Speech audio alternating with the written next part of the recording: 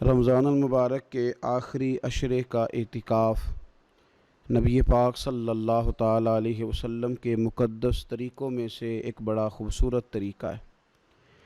قرآن مجید نے ارشاد فرمایا، میرے گھر کو خوب صاف ستھرا کرو، طواف کرنے والوں کے لیے اور اعتکاف کرنے والوں کے لیے اور رکوع اور سجود کرنے والوں کے لیے۔ نبی پاک صلی اللہ تعالیٰ علیہ وسلم نے ہر سال رمضان المبارک کے آخری عشرے کا اعتکاف فرمایا ہے۔ ایک سال کسی وجہ سے اعتکاف نہ فرما سکے تو اگلے سال 20 دنوں کا اعتکاف فرمایا۔ نبی پاک صلی اللہ تعالیٰ علیہ وآلہ وسلم نے اعتکاف کا جو مقصد بیان کیا وہ شب قدر کی تلاش بیان کیا۔ اعتکاف سے مراد یہ ہے کہ انسان سارا کچھ چھوڑ چھاڑ کے اللہ تعالیٰ کے گھر میں اس کی عبادت کے لیے، اس کو راضی کرنے کے لیے بیٹھ جائے، اور 10 دن جب وہ مسجد شریف میں حاضر رہتا ہے تو حضور صلی اللہ تعالیٰ علیہ وسلم فرماتے ہیں اللہ تعالیٰ اسے 2 حج اور 2 عمرے کا ثواب عطا کرتا ہے۔ اعتکاف کے اندر کچھ باتیں بڑی ضروری ہوتی ہیں، جیسا کہ انسان کو بلا ضرورت طبی مسجد سے باہر نہیں آنا، اس کو کوئی فضول بات نہیں کرنی، اس کو کوئی ایسا کام نہیں کرنا کہ جو شریعت اسلامیہ جس سے منع کرتی ہو۔ اس کے ساتھ ساتھ کچھ اعتکاف کے آداب بھی ہیں کہ اس نے 10 دن مسجد کے اندر رہنا ہے تو آخر اس نے کرنا کیا ہے۔ ہمارے ہاں لوگ مسائل پوچھ لیتے ہیں اور مسائل پوچھنے کے بعد پھر ان کی گنجائش سے بہت زیادہ فائدہ اٹھاتے ہیں۔ اس میں کوئی شک نہیں ہے کہ باہر سے آنے جانے والے آدمی کے ساتھ آپ گفتگو کر سکتے ہیں، ضرورت کے تحت آپ ٹیلی فون پر بھی بات کر سکتے ہیں، لیکن اس کو اگر آپ نے یہی کام کرنا تھا اور بہت زیادہ وقت اسی پر ضائع کرنا تھا تو پھر تو آپ پہلے سے باہر موجود تھے۔ اعتکاف میں آنے کا مقصود تو اللہ کی عبادت ہے۔ اعتکاف میں جب آپ آ گئے تو اس کا مقصد ہے کہ آپ کچھ دنوں کے لیے لوگوں سے کٹ کے اللہ کی بارگاہ میں حاضر ہو گئے، آپ نے اپنے رب کو راضی کرنے کا ارادہ کر لیا۔ تو اعتکاف میں ایک تو شوق سے آئیں۔ ہمارے علماء نے لکھا ہے کہ زندگی میں ایک بار تو اعتکاف کاری لینا چاہیے، اس پر توجہ ہو ہی جانی چاہیے۔ وقت ملنا تو زندگی میں پراپر طریقے سے تو بڑا مشکل ہوتا ہے، لیکن وقت نکال کے اعتکاف میں ایک دفعہ تو زندگی میں آ ہی جانا چاہیے، اور کسی کو ہر سال موقع مل جائے تو پھر تو کیا ہی بات۔ تو اعتکاف کے اندر جو کام ہم نے کرنے ان میں سب سے زیادہ اور سب سے پیارا کام یہ ہے کہ کثرت کے ساتھ قرآن پاک کی تلاوت کریں۔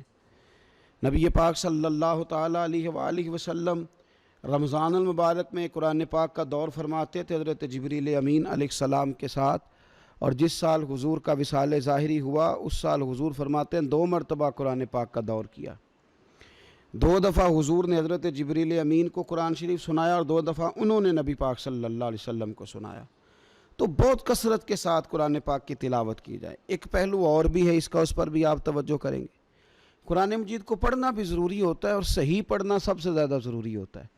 تو اگر آپ کسی ایسی مسجد میں تشریف فرما ہیں جہاں آپ کے لیے بندوبست کیا گیا ہے تو کوشش کریں کہ وہاں قاری صاحب سے، عالم صاحب سے، امام صاحب سے آپ قرآن مجید کو سیکھیں، اور کوئی زیادہ مشکل نہیں ہے۔ پورے 10 دن آپ موجود ہیں، اور اگر آپ 10 دن پوری توجہ کے ساتھ قرآن مجید کے مخارج پہ لگائیں گے تو امید ہے کہ بہت حد تک آپ کو قرآن مجید سمجھنے میں، پڑھنے میں آسانی ہونے لگی۔ دوسرا، اعتکاف میں جب آپ موجود ہیں تو آپ کو کوشش کرنی ہے کہ آپ محاسبہ نفس پر توجہ دیں۔ آپ اپنے اوپر غور کریں، زندگی میں کون سی ایسی غلطیاں ہیں جو جان نہیں چھوڑ رہی، ان کی کس طرح کر کے اصلاح کی جا سکتی ہے۔ کون سے ایسے کام ہیں جو میں کرتا ہوں تو اس غلطی میں زیادہ مبتلا ہو جاتا ہوں، اور کون سی ایسے کام ہیں، کون سی ایسی جگہ ہیں جہاں میں جاتا ہوں تو میرا ان غلطیوں سے نکلنے میں مجھے وہ جگہیں اور وہ کام مددگار ہوتے ہیں۔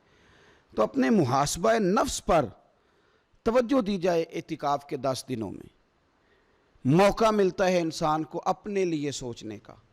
حضرت مجدد الفسانی شیخ احمد فاروق سرہندی رحمۃ اللہ تعالیٰ علیہ سے کسی نے پوچھا تھا کہ دنیا میں خوش نصیب شخص کون ہوتا ہے، تو فرمایا جسے دید قصور حاصل ہوتی ہے۔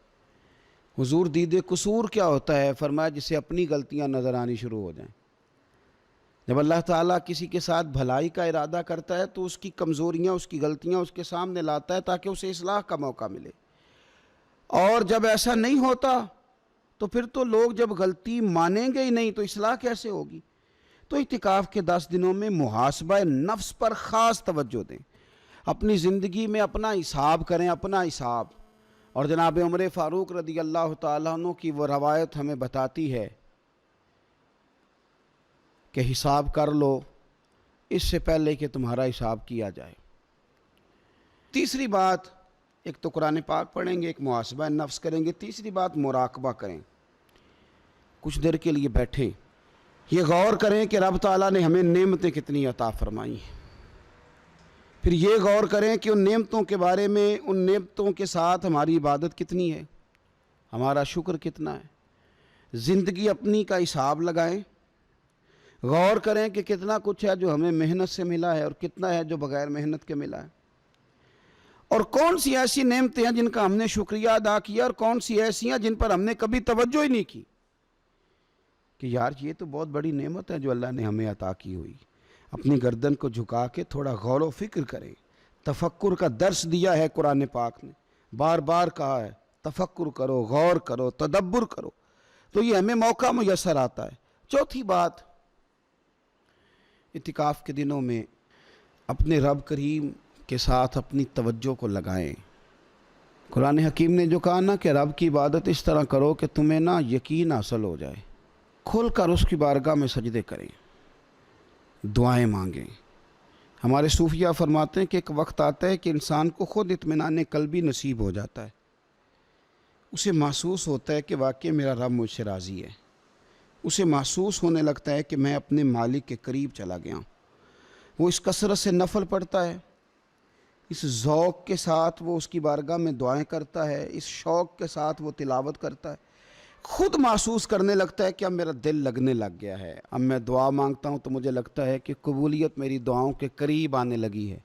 اللہ نے ہمیں یہ موقع دیا ہے کہ ہم خوب اس پر توجہ کریں۔ پانچویں بات اعتکاف والوں کی خدمت میں یہ عرض کرنی ہے کہ پورے 10 دن ہمارے پاس موجود ہوں گے اور ہم نے مسجد میں ہونا ہے، تو کیوں نہ ایسا کریں کہ از اول تا آخر، صبح سے شام تک ہم ہر وہی کام اسی طریقے سے کرنے کی کوشش کریں جو طریقہ ہمیں رسول پاک نے عطا فرمایا۔